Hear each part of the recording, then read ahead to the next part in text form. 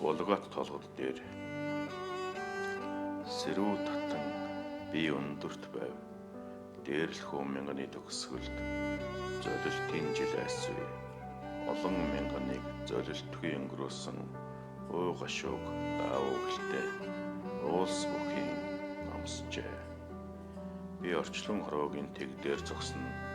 Миний өлгөгдсөн загалмай өндийж намайг өргөв. Зоос хаян шодогч хүмүүс зүсээ гундтал миний төлөө хашуудагсад олон хөлийн гудамж биш атал үчийн зугаалга мэт толгод руу иргэсэд тэд гим нүглээсээ болж орхигдлоо. Өглөөнөөс гүйцэжтэй олуулаад цуглах ажээ. Оройн тоондоо жагсах цэргүүд мэд тэд хэн аврагдгаа хэн орхигдгоо тоолуулан байна. Санах тоолн хөлдөвн сууж байдаг түүнийг би дотны хайртай шавьдаа өглөө.